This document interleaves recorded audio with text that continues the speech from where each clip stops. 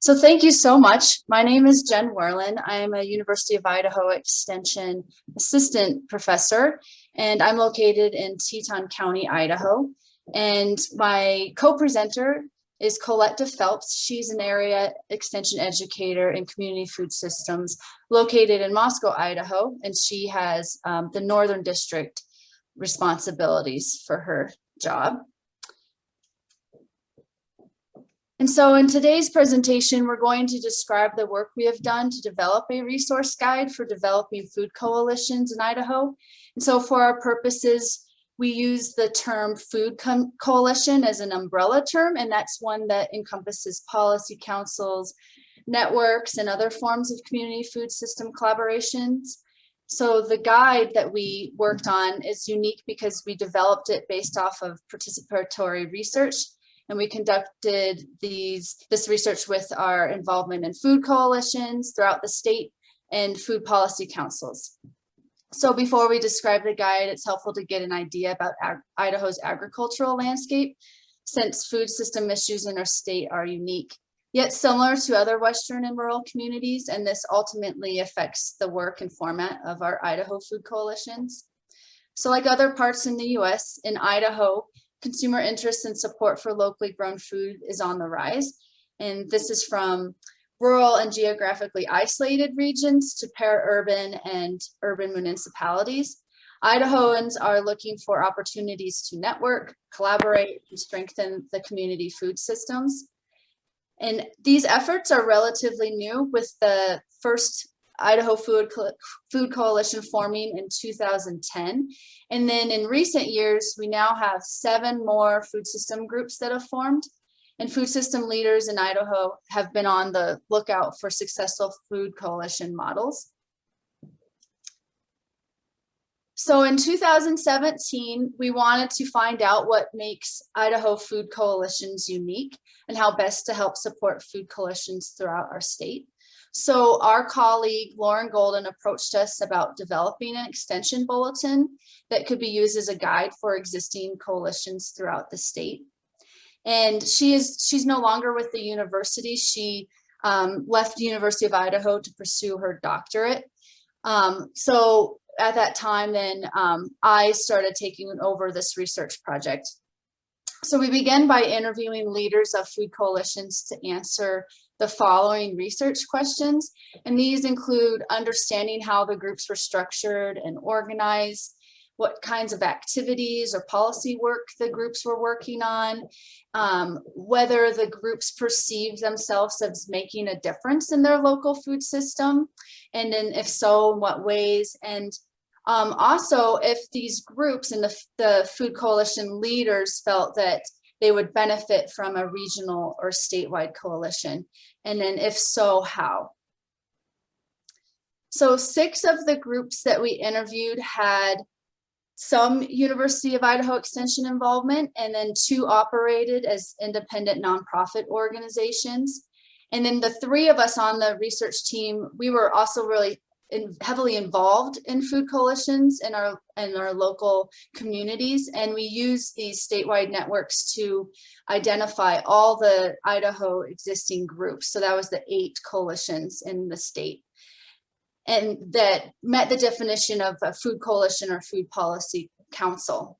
So we conducted interviews with our coalition leaders, and they were about 30 minutes long, and they were conducted and recorded in Zoom, and then they were later transcribed. And during the interviews, we recorded notes, and then we categorized the data using qualitative research methods of coding and theming.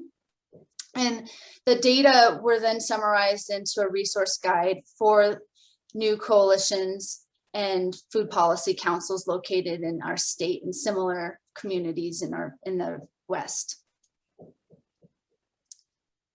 So since the time of the interview, some of the groups we interviewed have continued to grow, while others have disbanded or stalled out for various reasons. And so informed by the successes, the challenges, and lessons learned from each of these groups, our extension publication provides best management practices for developing and operating Idaho food coalitions. We divided the guide into 9 different topics, as you can see on the screen. And these were key to successfully organizing and operating an Idaho Food Coalition. So to get an idea of our landscape or our Idaho agriculture scene, the next few slides I'll discuss a bit of a background and why our Idaho food coalitions are so unique and why this guide is also unique to our local communities. So while Idaho is known for its abundant production of cereal grains, potatoes, dairy, and livestock, we also have a very vibrant and growing organic farming industry, as well as small and diversified farming and ranching sector that's growing. And between 2012 and 2017, as you see on the graph here, the number of Idaho farms under 10 acres increased by 37%. So that's pretty significant. And then while the number of farms between 1,000 and 1,999 acres declined by 11%. So as the number of small farms have increased, so have the number of farmers markets, farm-to-table restaurants, and retailers selling local food and farm products. However, Idaho, if you've ever been to our state, you'll know that it's very mountainous, and we often have lots of rural, geographically isolated regions. Well, that limits the ease and the distribution of food. And it also makes it hard to have cost-effective local processing. So there are structural, political, and social factors that additionally contribute to inequitable food access and distribution. And the local food market is unfortunately not always affordable or accessible for all consumers. So Idaho has an opportunity to expand the availability, the access, and the affordability of local food produced within the state.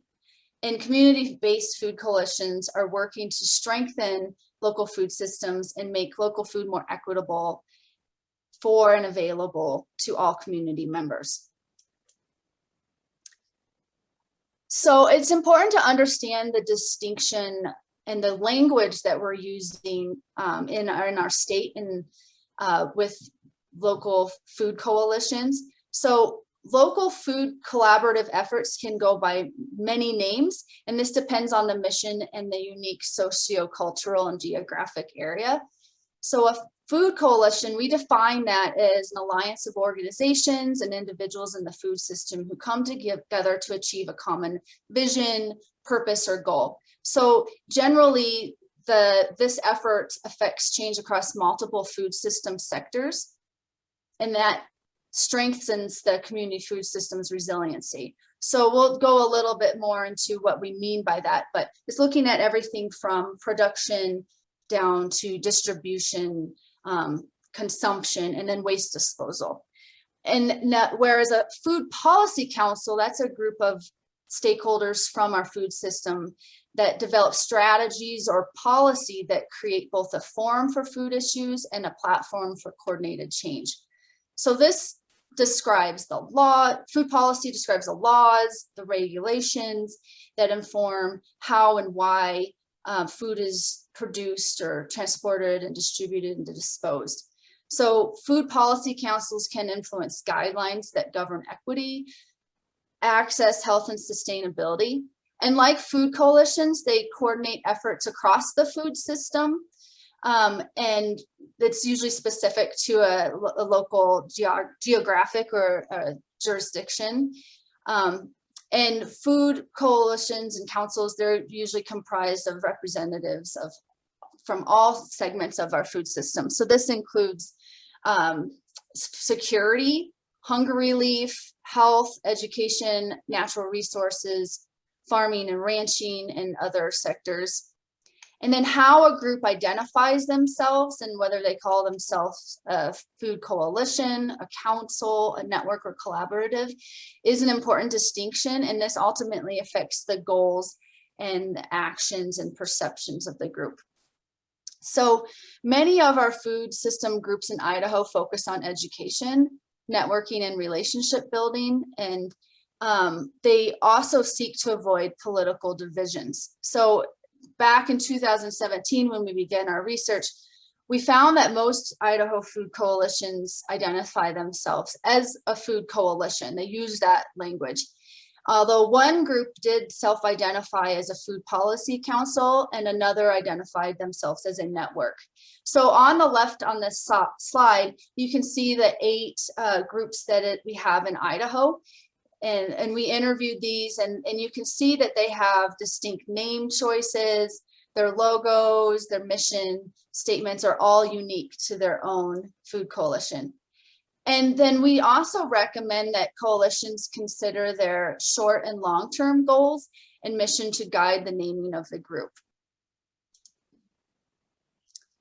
So there are various reasons for why food coalitions form, and these are various reasons listed out here, but we're finding that in many ways people just want to network. They want to start collaborating and reduce duplication of services. They also want to build and strengthen their collective capacity. And over time, with the work that they're doing, they find that they sometimes then transition to policy related work. And that can also transcend political divisions. So our next slide will be presented by Colette DePhelps. Thank you, Jen. So you should all be able to see steps for forming a food coalition now? Yes. Okay, great. Thanks. So in our research, we found that generally speaking, food coalitions across Idaho had 5 steps in forming. And these steps, while they were shared across the food coalitions, the time frame for them was different depending upon how they started. But generally, we are looking at something that is not happening within a year, that this is a multiple year process. So many food coalitions actually formed because they did identify a need for collaboration that might have come out of a different funded process, a community assessment, understanding that some initiatives were popping up that were duplicating efforts, the possibility of collaborating around larger grants or not wanting to compete with one another. In terms of our tribal communities, we have 2 tribal communities, the Nez Perce tribe and the Coeur d'Alene tribe, who have food coalitions, and they're really looking at food sovereignty and sovereignty of food being really critical to their national sovereignty as an independent nation. So starting with these interests and ideas for networking, there's a whole time commitment of exploring the value of working together. And Jen talked about this and people understanding that in many of our communities, we are resource poor, and we really need to think about how we can make the resources that we have available be utilized most effectively, that one of our resources is leadership, and we need to continue to develop leaders. And as coalitions form and people come together, there is a process of developing leadership for those coalitions. In many instances, extension plays a key leadership role, and some of our strongest food coalitions do have extension as a leader, and I'll talk a little bit more about that in a future slide. And then there's moving into broadening participation. So starting with the people that are involved in a specific project or conversation, and then saying who else needs to be at the table? What other work is being done, and how do we bring other folks into the conversation? How do we make sure that our Native American communities are part of our conversations, our coalition? And then also in some of our communities, we're looking at how do we reach out into different ethnic groups that are active around food. And then solidifying the coalition's purpose and goals, and recognizing that that evolves over time. And solidifying the purpose and goals is something that does take a very long time. And as Jen said, that leads into how a group identifies itself in its name. So I want to talk a little bit deeper about some of this interest in networking and collaboration. As I mentioned, oftentimes there's a project, it may be an asset or needs assessment, or an individual who's really interested in local food starts contacting people and seeing who else is interested in local food. And what we see within our state is that our food coalitions do focus on the local food system. And that has been a clarifying conversation over time in my region of northern Idaho, and especially when we have on the other side of the state line in Washington, a food coalition that focuses primarily on food security, though they call themselves a county-based food coalition. And so they're not necessarily focused on local food. They're focused on any food to meet the food security needs of residents of the county. In Spokane, there is a Spokane Food Policy Council that is very policy focused, which is very different than, as Jen said, our focus in Idaho. So oftentimes we are really talking about what makes us different in Idaho, and it really is this focus on local and this focus on education and relationship building. As people have started coalitions, they've really identified who's working in these different food systems sectors. And oftentimes they're really taking a asset-based or a really celebratory base of thinking about the food system and what could we do to be more successful. And so really working towards local food as something that can build community and that can be in the service of individual, household, and community goals. An important part of the process is to continually ask who else is working in this space, or how do other work sectors intersect within the food system, and how do we raise the visibility? So for instance, right now in the food coalition I'm involved in, the Palouse Clearwater Food Coalition, we're really looking at land and water access for local food production. And so who else is working in this space? One of the areas that we're really looking at are housing developers, and they're defining what a lot of our landscape looks like as our rural communities grow. And I know this is something other communities in the West are seeing, a huge influx of population. And so we need to be talking with our developers and our retailers, and how do we include space for food production as we move forward. So this is part of the idea that we constantly need to be thinking about who is part of this food system, who influences the food system, and how do we bring them in into the conversations about strengthening our local food system and seeing them as opportunities for collaboration. We find that it's really important to have consistent engagement and planning meetings when participants are likely to be able to attend. And so one thing we found is some groups are doing lunchtime meetings, others are doing them first thing in the day to make sure that other things don't get on people's agenda. Other coalitions are actually planning their meetings for primarily the off summer months, because during the summer farmers are really busy and people are traveling. And it's really based on what the community needs. Some coalitions say even though attendance is going to fall off in the summer, we keep the meetings so that we don't fall out of that process and in the time that we have together. And it's really important to define clear meeting outcomes and focus on the priorities that are coming up through the group, through those assets and needs and interest assessments to start with. But as the conversation continues, to allow the focus of the group to evolve over time. One thing we've really found also is that agendas need to be designed for plenty of time for people to talk with and interact and learn from each other. And so one of the things that we've done in our coalition is that we used to do roundtable updates at the end of the agenda. And we found that the roundtable updates, because of the relationship building and the conversations and resource sharing that happened around those roundtable updates, that they were actually the most important aspect of our monthly meetings. So we moved them to the front of the agenda so that we didn't cut those off. Colette, I just want to let you know you Yes. have just a 2-minute warning. Oh, okay, great. Yeah. Thank you. And then we also really focus on how to build in guest speakers and energy and enthusiasm around the work that we're doing, and to bring that to the fore. What are some of the skills that we want to do? I think the last thing that I'll talk about is leadership, and that leadership is a significant commitment. And that is key for the growth and development of a food coalition. We found that paid leadership might be essential for the long-term stability of coalitions, and that if you can have a steering committee or leadership team that helps share that leadership. And leadership often does need to meet separately, especially early on, to plan the group meetings and events.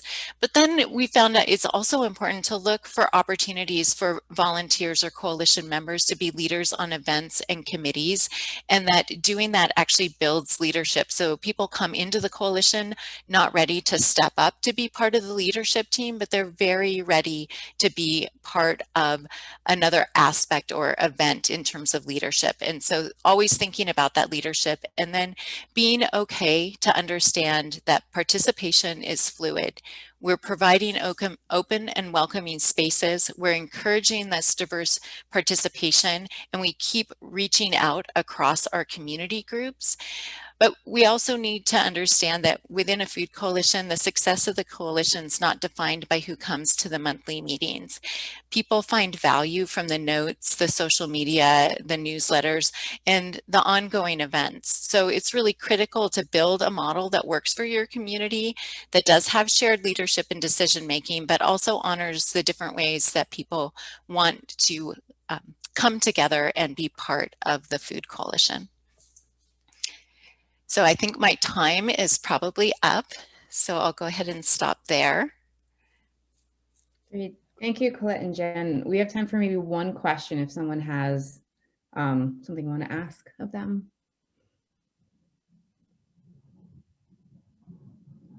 And we can also wait till the end as well. And also feel free to, if you think of anything, put a question in the chat and we'll make sure to get to that at the end. Okay, so seeing that we are at time, I want to make sure that Courtney has enough time for her presentation. So Courtney with Iowa State University, you're up next and you're welcome to get started. Awesome, thank you. Is that coming through okay for everybody? Bright red screen, okay. Awesome. Hi, everyone. My name's Courtney Long. I'm the Food Systems Program Manager at Iowa State Extension. Work with both the Ag and Natural Resources Department as well as Community Economic Development. I'm going to share about a recent project in collaboration with USDA Ag Marketing Service, as well as several other national partners for our Food Systems Practitioner and Educational Research database. This has been a couple year-long project, so I'll start with just a brief background, then go into how we've developed the competencies, share with you the portal in terms of where we're at now, and then some of our next steps. It was great to hear the previous presentation. Many of the competencies we are highlighting in this portal is related to some of those facilitation skills and other things that were mentioned previously. So with that, the lovely group you see on the screen got to meet pre-COVID in real life. And so we had a couple of different meetings really with the intention of understanding what are food systems core competencies. And through that, this group represents around 30 different national organizations and from various different perspectives. So around production, food access, equity, environment, universities, etc. And yes, I mean, some of the folks are on the call today, so really excited to see some friendly faces.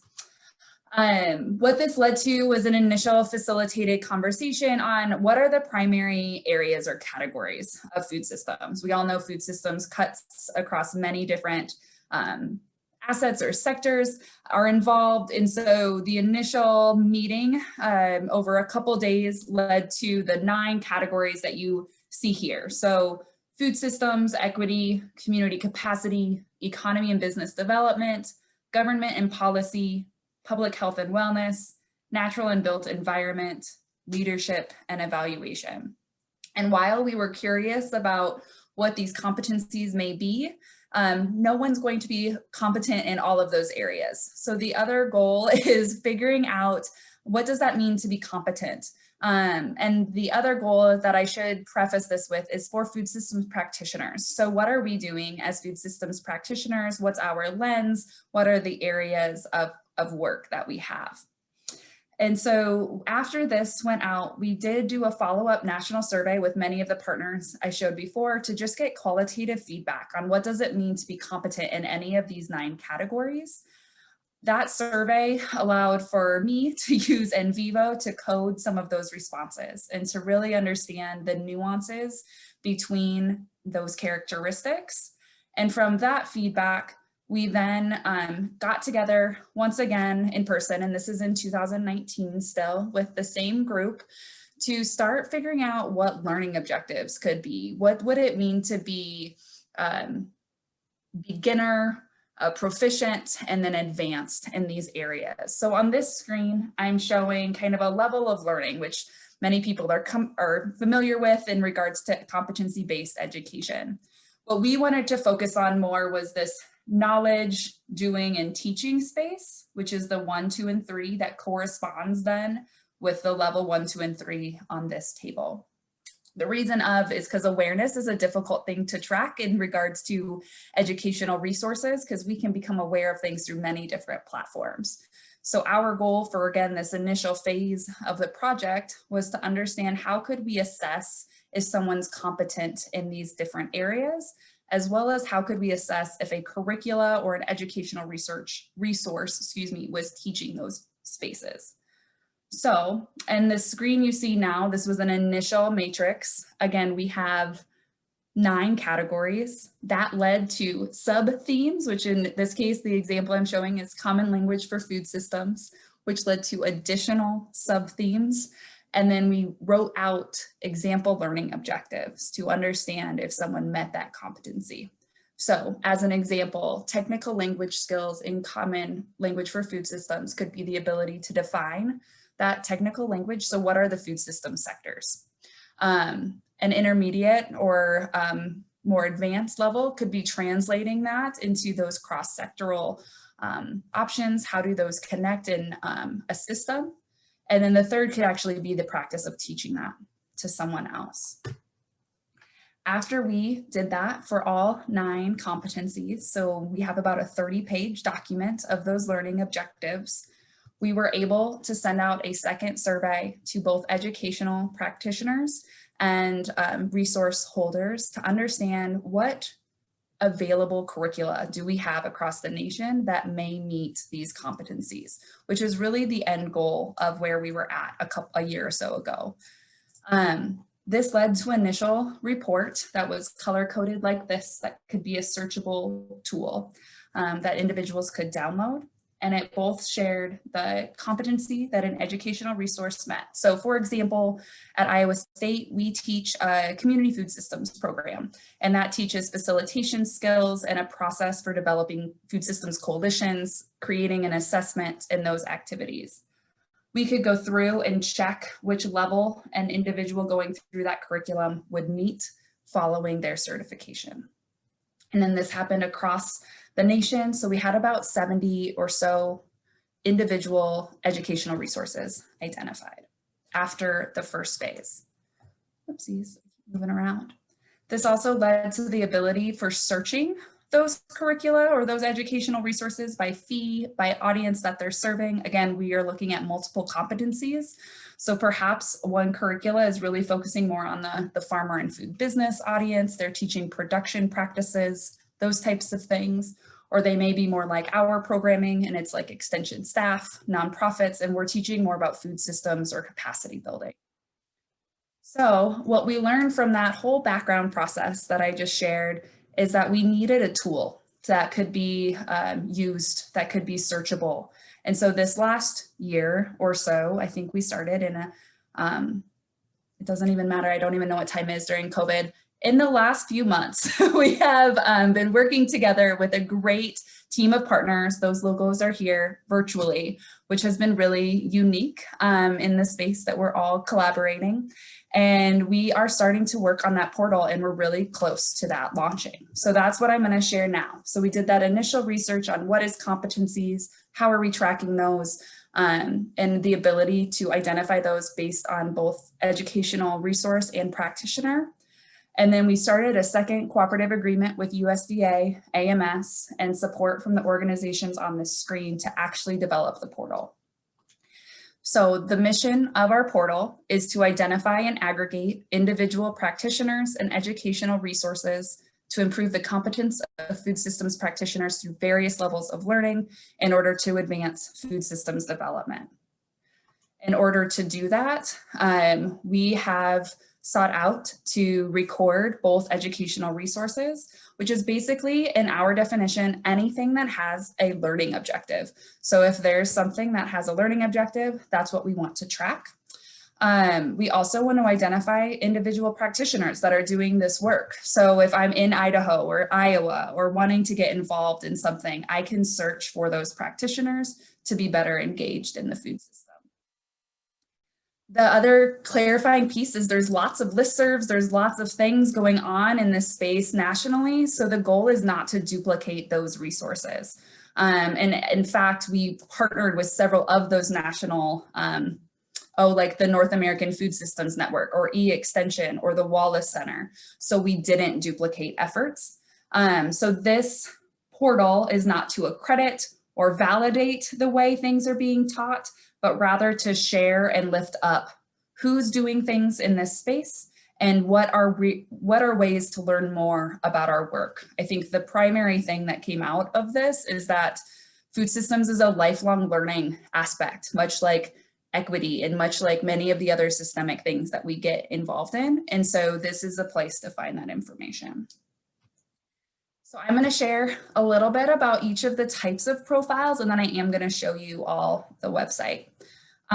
So the first thing that we wanted to create was a place for practitioners, all of us on the phone, Zoom, to share what they're up to. So this practitioner profile includes your name, your contact, a typical profile, as well as your first two areas of competency. So that category 1 of the 9 and then sub-themes. So really then as someone getting onto search, I could look for, I'm looking for someone that knows about environment and is really invested in like disaster recovery. So that would be a search tool that I could do for that competency area. It also allows for bio, websites, and those types of things to be shared, but is not meant to be the network space, but rather I could search for someone and then email them. So if I'm working in Arkansas, I can look up food systems work and food safety, and I could find Amanda and reach out to her. The other piece is we have learned from this that we will be doing things like newsletters and those things to also share how many new profiles are we having, what's our expanse of the website. So that's one piece, is the people in this. The second is the educational resource. So this is more of a space to get really deep and detailed on what we are teaching for the resources. In this case, a practitioner who created their profile can create an educational resource. So I can create our community food system certificate program. I would be able to add that and include things like my title, the audience served, where the resource is offered, and we are looking at city, county, state, and national as a scale. What are the competencies and learning objectives met? So in this case, we're going through all of those areas. So I'm getting down to they're going to be able to define food system sectors, or they're going to be able to work more interdependent and get to those levels of learning that I talked about before. So it's a lot is what I'm trying to preface. It takes time for the educational resource to be filled in. But the goal then is that, again, I can search, someone new could search that they're looking for a beginning level course. They're looking at it for Iowa, and that would pop up as a search. Or they could look at it nationally and anything would fill in. So where we're at now is the portal is live. It is in beta form. I'm going to pull up my screen here quickly. We are still making some edits. So the map feature is not live yet, but we do have 92 educational resources listed. We have 79 food systems practitioners, and we've only had this go launch with about 5 different networks. So that's a pretty good turnout for us so far. The goal is that this launches live in June in terms of a full launch. what I want to do, if I can you guys still see my screen now? It should be a website. Yep. Perfect. Okay. So this is the website. There will be a map, but you can go to this now. I'll put this in the link or the chat box here soon. There's a search tool currently just as an educational resource or a practitioner, and you can search by these different levels I mentioned earlier. So I'm just going to keep with the same one, common language. And if I search that, it pulls up the various certificates that are available. And again, for this one, I'm just searching specifically the food systems competency and common language. You can also do a practitioner search. I'll look at community capacity, and you can see the individuals that have listed community capacity as one of their competencies. And then if I want to reach out to them, you can click here. You can get their email contact, so could follow up with those individuals. You can also see what else they are up to. And then this is the option where, in this case, if Julia wanted to share more about their trust, they could put in those types of links. The other thing we're learning is that I mentioned it takes quite a bit of time to fill in these competencies. So this is examples of each of those. And we do have a learning objective matrix that can be then filled in. So if you are interested in putting in a new resource, this is the guide. And you can go in and say, I have a curriculum ABC, and you can fill in this tool. And then once you're ready to create your profile, this is there to be a support document for you. With that, I do want to give you guys time for questions. So if there are any, but really our next step, so you know what to expect from us, is we are updating this right now. Things will be a little bit more viewer friendly, if you will. And let me see, I want to pull this up a little bit. And we will have a newsletter to go with this. So anyone who signed up as a practitioner will get a newsletter. Probably quarterly, with updates, where to find information, numbers, metrics by state, by competency, those types of things. And we do hope to launch this in the summer, 2021, once those updates are available. So my goal for today is, one, that you guys know about this new resource, two, that we're certainly here if you have questions or want to talk about options. But really, we're hoping that this becomes a space that we all can continue to collaborate and know about the good work going on across the nation. We have some more funding that will help us to market this in other conferences. Fingers crossed that we get to meet together in person eventually over the next year, but that's some of the next steps. So, and here's my contact information. Kaylee Hohenschel is also our program coordinator for this. So please feel free to reach out if you have questions. Courtney, there's a question in the chat from Colette. Did you use the performance-based learning framework in this project? Not that one specifically, Colette. We looked at several different competency-based frameworks and reviewed them in part of our literature review, but I don't believe this performance-based learning framework was part of it. I can look back through my notes, though. I could be just forgetting things from the last year and a half. We do have a report on it too, so I can put that in the chat box as well. And also there was a request to put the link in the chat for everyone as well. Absolutely. And Courtney, just real quick, when you guys were looking at all of the different programs around the country, were you seeing programs for students earning credits, and then for practitioners? I know the idea of like CEUs for food systems practitioners is sort of like a new thing that's like emerging. Yeah, that's a great point. So one of the things we did add in as an option is to do like that 4-credit degree style type of class, or just a certificate program. We also have some like number of hours, those types of things. So there is the ability to share what type of program is being offered or what type of educational resource. The other thing we had that relates to that somewhat is we had a lot of resources that were being suggested, like the annotated bibliography for structural racism, or those types of more so reports. And we did decide not to include those in the searchable piece because it didn't necessarily have that learning objective. Rather, that practitioner could post that in their additional resources. So it could still be found through this, but we were trying to be a little more, maybe not a little, but we were trying to be more concise in terms of why or how this portal could be used.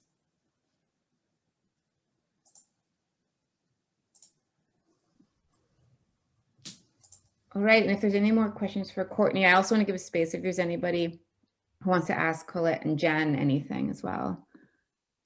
And Amanda has been working with some new people that haven't been in these circles. I should like to share the link for them to sign up. Okay, great. Thanks, Amanda. I had actually a quick question for Colette and Jen.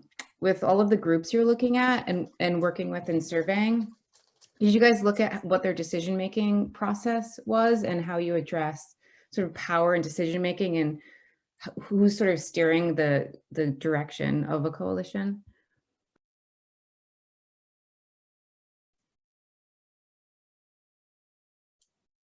Colette, did you want to address that? Because that was under leadership. Or I can also make it Tim. So I think that decision-making actually was addressed differently in different coalitions depending upon their structure. So for instance, decision-making in a tribal food coalition looked very different than decision-making in one of the more facilitated food coalitions that was being managed by Extension. In one of our food coalitions, actually, there were a lot of challenges because while the leader was not very good at shared decision-making, which ultimately led to the dissolution of that coalition and a lot of broken relationships. So I think we've seen like a lot of different approaches to decision-making based on context. And I think it's a little bit of a challenge because one of the things that I've seen in the food coalitions that I work with is that there's a lot of great ideas, and a lot of times the group wants to make a decision that leadership team actually conducts those ideas versus the food coalition that actually is the one that leads the follow through. So that creates a bit of tension in decision making because there has to be the willingness of the group to carry out the decision. And so I think those are in some ways not unique to a group, and when you have a leader that is in a paid position. So I would say that they vary.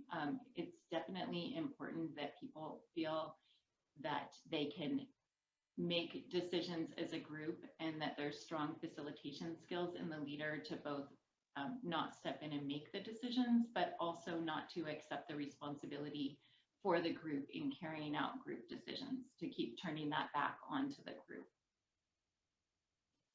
Jen, do you want to add anything to that? Sometimes well, with my personal experience with the Food Coalition that I help facilitate, people are so busy that they sometimes just want someone to kind of be the decision maker. And obviously people will speak up if they don't agree. I feel like people do speak up when things are going well. Sometimes our groups are quieter and don't say as much, but if there's something they don't agree with, there's usually someone that steps up and says something. So that's when I think having that good, strong facilitation and just checking in with the whole entire group is so important. And then just consistency of meeting. And I noticed that with my group too, when I was on maternity leave, there wasn't really any leaders that stepped up, and I asked for help. And said, I need someone to facilitate, and it was kind of a 3-month hiatus when I was on maternity leave. Right. And, we are a state that does not have, in our urban areas, we have some ethnic diversity. Our rural communities are, quite frankly, very white. And in the Food Coalition that I'm one of the leaders from, we are regional. We cover a 9-county region. And so all of our food coalitions are regional to some extent, but I think our coalition is the biggest and it crosses state lines. So while, what we try to do is we have an annual food summit. And so we make sure at our food summit that we always are highlighting what our tribes are doing, and we're acknowledging that we are on the traditional homelands of the Nez Perce, the Coeur d'Alene, and the Palouse peoples. And then we are also really mindful to reach into our universities and the different ethnic groups that actually do live in our communities to highlight the things they're doing around local food.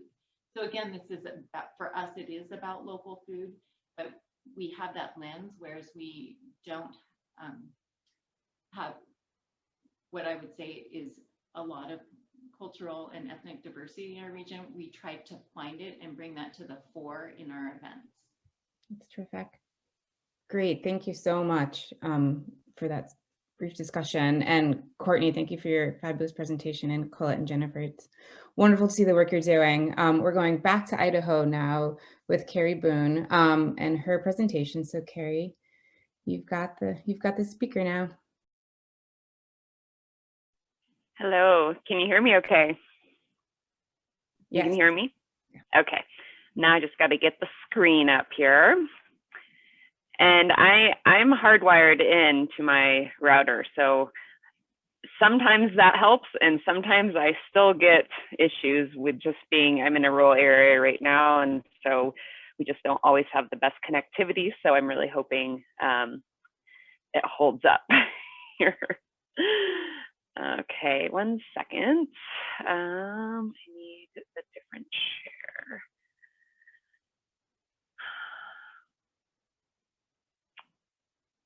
Okay. And bear with me. I was just thinking how well all of these presentations fit together.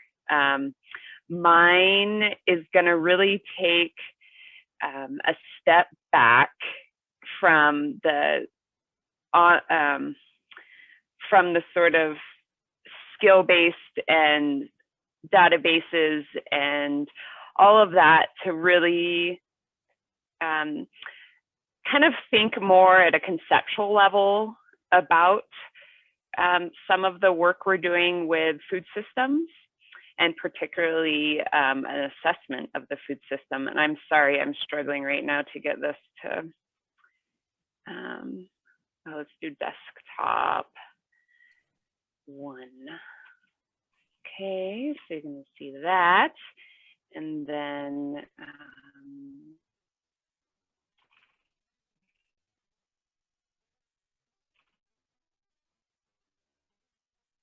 all right, are you seeing the correct? No. Oh, wait. We're Switch swap presenter view. There you go. Try that.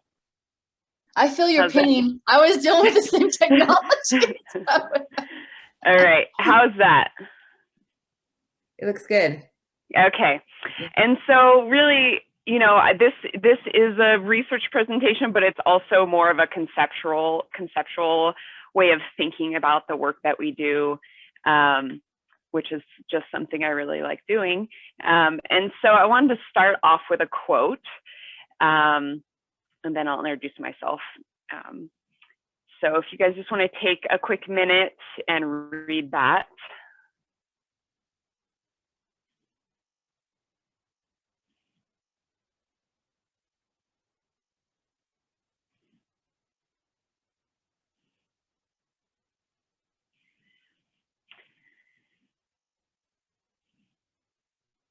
And so I really liked this quote. One, I love Paulo Freire, and I feel like his philosophy does underpin a lot of food systems work that we do, whether we realize it's in there or not. And I do find often that doing food systems work and working with people who haven't been exposed to the idea of food systems, thinking about the big picture and how all the components are connected, it can be really hard to think critically at that level for some people who maybe aren't in those positions where they've had the opportunity or whatnot to really think like that. And so these large complex problems, there's really the crux in how we think about it is the crux of doing a community food system assessment process, is what I did. And I was really interested in doing this assessment process in a way that was kind of with the community and not done to the community, which is really that Freirean way of thinking. And so that's where I started challenging sort of the typical extension needs assessment process, which is something that we do, when we come to a community for the first time, and trying to adapt it using community food assessment models and experiences. And so that's sort of the overview of kind of the big picture, what I'm going to talk about. And my name's Carrie Boone. I work with the University of Idaho Extension in Payette County, which is a small county on the border of Oregon. And I am with the county level, but I actually work across county lines in various and more of a region area, even over into Malheur County in Oregon. And so that's me. And so I want to talk, here's my outline. I want to give you a little bit of background of the food assessment process beginnings, do a quick 101 on what is a traditional needs assessment, what does it mean to be participatory, talk for a minute about the philosophical differences, what our role is in this participatory model, some of the challenges, and then how to make it work for you in any case. And so I came into Payette County in Idaho about 2 or so years ago, and there was no food systems or small farms programming in that area. And so I was starting from scratch. There had been in 2014 a regional food security assessment that identified needs for increased ag-related development and improved food access for low-income populations. So that was one part of it. And then at a state level, Idaho community leaders had identified food system assessments as a statewide goal at this 2018 Summit on Hunger, Idaho Hunger and Food Security. And so at this biannual summit, they sort of, one of their priorities to decrease hunger, and you get various different community organizations that come to the table for facilitated sessions that come up with these statewide goals to do that. And so this was part of the local community food systems track. And so they're like, we need to do more food assessments across the state. And I was like, yes, we do a needs assessment process. And so a traditional needs assessment that we think about in extension, and this is for those of you who have never done one, or maybe it's been a while, just to kind of refresh, it's really this research method that we use that is driving our programming, educational programming or community development.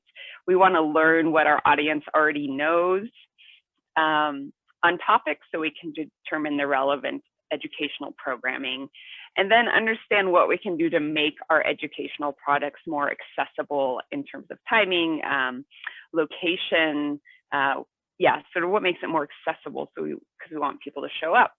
And I just want to say, in the spirit of community development, there's also there's not just educational programming, we're also talking about community projects, larger community projects, so community gardens, local foods projects, farm to school, stuff like that. And so that's just a overview of what a traditional needs assessment might look like. And so that step-by-step process of the traditional needs assessment might be something like you're writing your objectives, you're selecting, your audience and your sample, you might take an instrument or method of, interviews, survey, and then you go into the data collection, the analysis, and the follow-up. And okay, what are we doing? What kind of programming am I gonna develop from this process? And so this, and again, I'm starting from here too, because a lot of educators are familiar with this process in Idaho, at least. And so I'm trying to reach that audience of, okay, here's people that maybe haven't really thought about food system assessments, or haven't thought about a participatory type, that, this could be really a gateway into this type of work. And so when we talk about participatory, I should say that, in some cases, that typical needs assessment is completely fine. We don't all have the time and resources to make it a participatory process. And I think that is, a very, very valid argument. We are weighed down with a lot of different programming requirements, needs, reporting. And so for some people, the participatory aspect is not really an option. But for those that are considering it, this food system needs assessment process, the participatory piece basically is asking the community, what are the important topics for this assessment process? And so, they're helping guide your data gathering process from the beginning. What are the goals and objectives of this process? And what are the existing community assets, and how can we build on those? And so this is really where, instead of following that, this first part of the assessment asks that you transition to more of a facilitator to lead a community in defining their educational directions or their community development directions. It's not, it's a little bit less of that sort of top-down distance between the researcher and the researched, trying to break down those barriers. And so this is that same traditional step-by-step needs assessment process. And I will say this is oversimplified for the sake of a 20-minute presentation, so I'm happy to answer questions on it. But so essentially, forming a diverse steering committee to develop assessment goals. And so in our case with food systems, we're looking at having representatives across the food system. Colette had a really good slide showing the different aspects of the food system and thinking about who is all involved and how do we engage them. And that is the same thing for this process. Once that sort of working steering committee has your assessment goals, I then brought together a larger community meeting, including government, other community organizations across the board, other extension educators, farmers, ranchers, and basically got together one day and reviewed the goals, objectives, and had them give us direction on what to keep, what to cut, what's important to them and their constituents.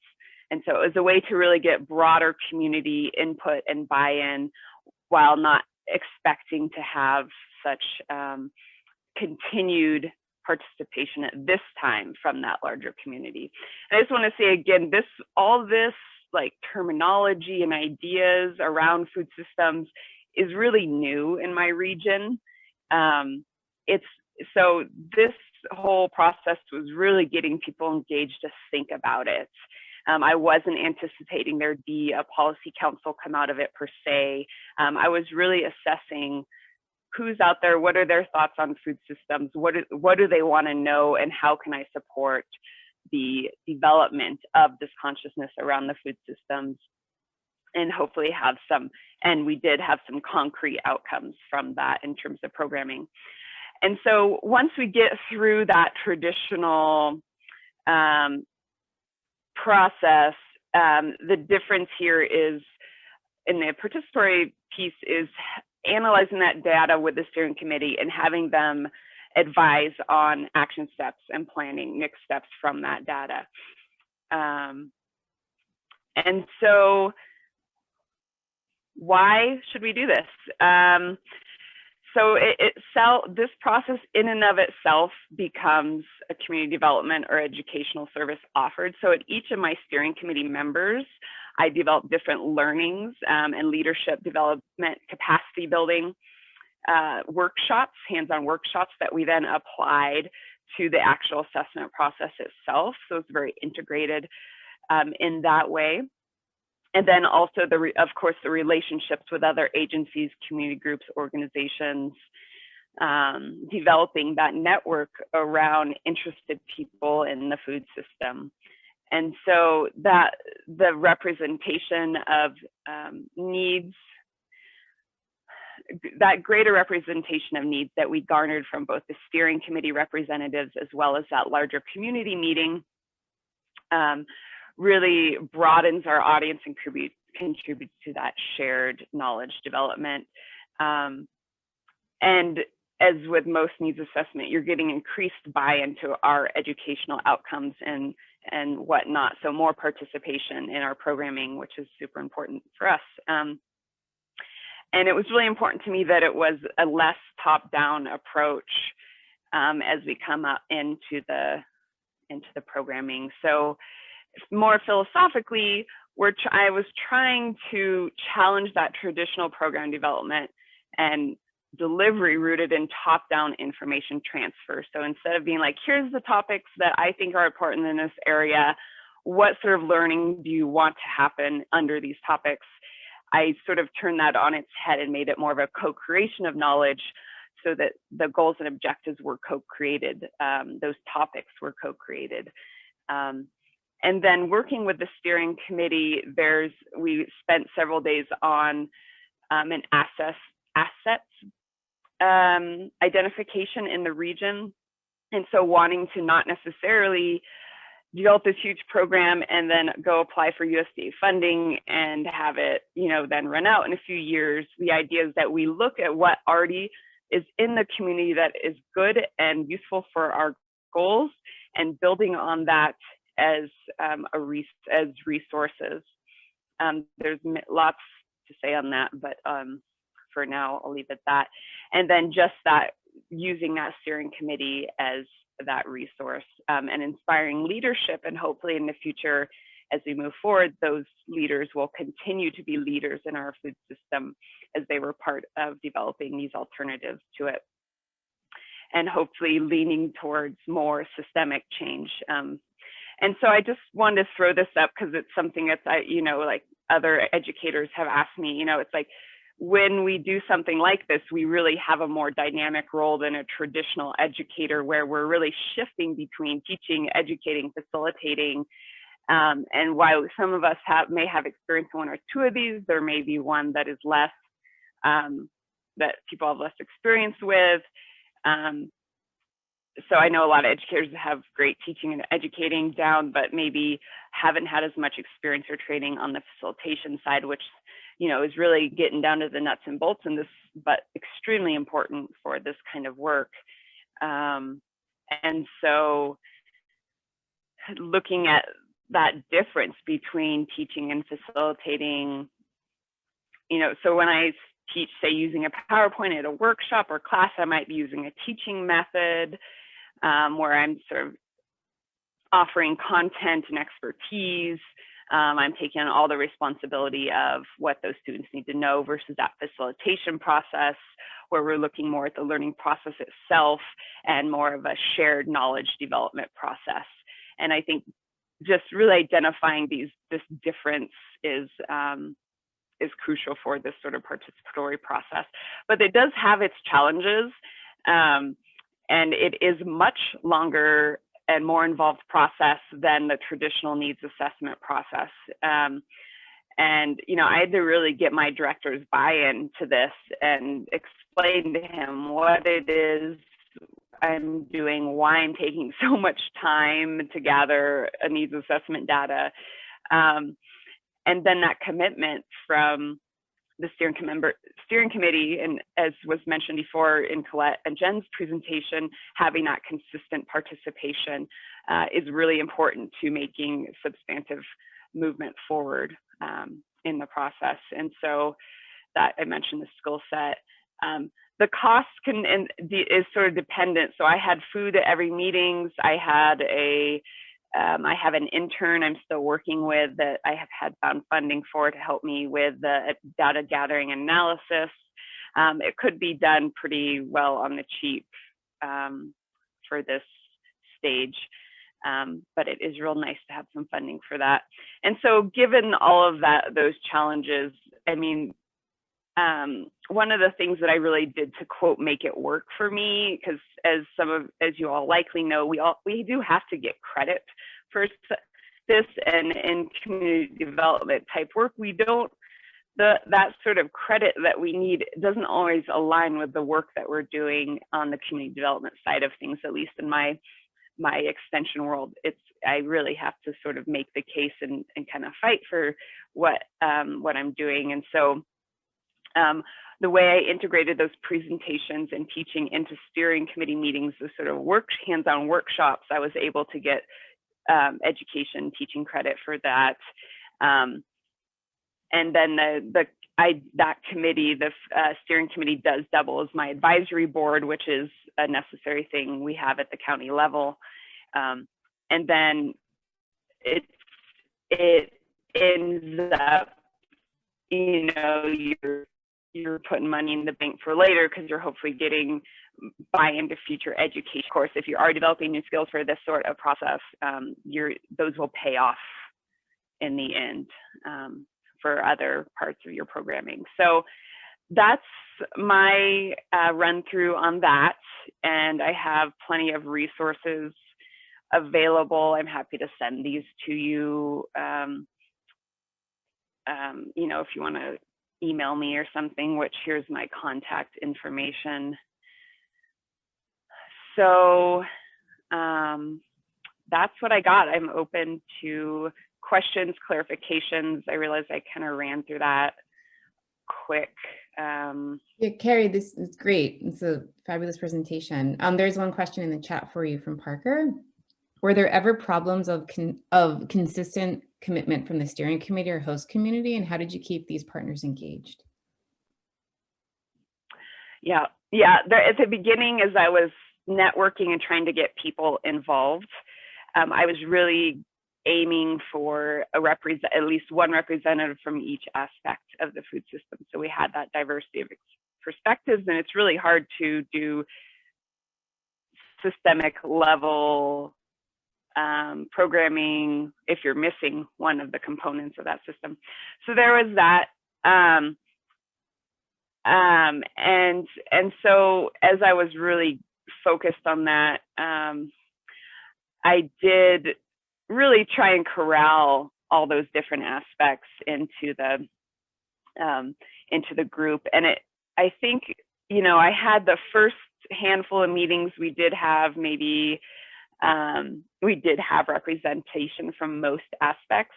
I was not able to get any representation from distributors, as that aspect of the food system. I did try pretty hard. And then once I did have my crew, there were, I think, 2 of the 8 people that kind of, like, one guy had some personal stuff going on, and so he would sort of check in with me regularly and not necessarily be able to make it to all the meetings. And then one other person who was kind of overwhelmed by the thought of all of this, of these big picture complex issues. And so felt like she didn't, and this was actually a common theme with my group, they felt like they didn't have like the background and knowledge to contribute to these larger big picture discussions, which I think they did because they were representing sort of the community perspective on all of this. so yeah, so in the end, I was able to get that core group who came almost every time. I think part of it is I offered food at every meeting, which is a sort of small but important piece of this and community building. And then just I really laid out at the beginning what the expectations were in terms of time commitment of the committee, and their sort of job of like, this is what I'm looking for. Here's like a time, expected time commitment. Here's the process. And it was an extremely, like, they really drove the data gathering fully. And so I think there's also that piece of where they feel like they are being productive, their participation is useful. I am taking their guidance, and they're learning a little something each time too with those workshops. So that's great. Thank you for that, Carrie. And then we have about a minute left, but Amanda has a comment and a question.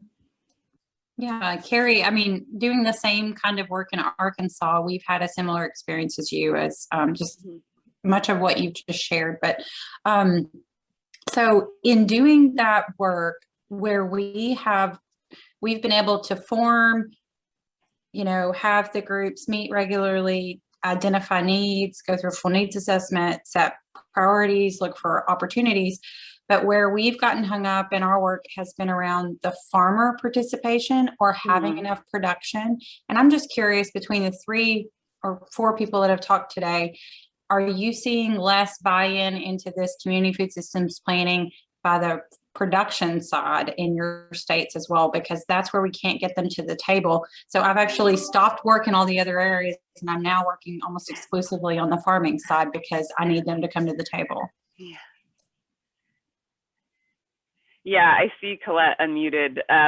I'll give mine real quick. I happen to have a crop farmer be very interested from the beginning, and he was actually, I think I was just really fortunate. I had originally met him at a sort of alternative farming conference, so that was like the pool of potential, like it was more likely to find someone interested in this alternative way of doing things at those types of conferences.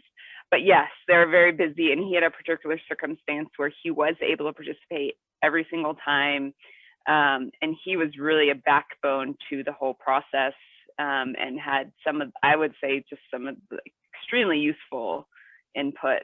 Sometimes if you get one, it might be easier to get a few more, because they're like, oh, there's other people like me in this group or whatever. But So in the Palouse-Clearwater region, so north central Idaho and south east Washington, we do not have regular farmer participation in the majority of our monthly coalition meetings. We hold those at noon. They're more like a brown bag lunch. Where we see farmer participation is we hold an annual food summit, and we have between 110 and 135 people that attend, and we have quite a few farmers that attend that. In our community, we do have a lot of farmer engagement through a really strong farmers market. We have another nonprofit that serves small farms, and we have our extension educator has a small farms appointment. We have several educators. So it's really variable because our community has so many different activities, but farmers are not at the table planning events. They are more participants in our events or programs. And we specifically do things to elevate farmers, but not on a day-to-day basis in our food coalition work. It's really the organizations that are focused on some aspect of that food system wheel, whether it's government, nonprofit. We've had private entities participate, so private business people, but it's fluid.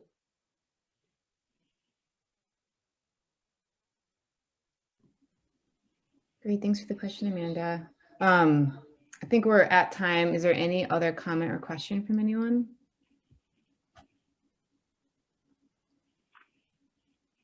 All right, well, thank you so much for your time, for everyone who presented. It looks like there's some section meetings coming up next, and then a break, and then regional meetings starting. So great to see everyone, and have a great conference.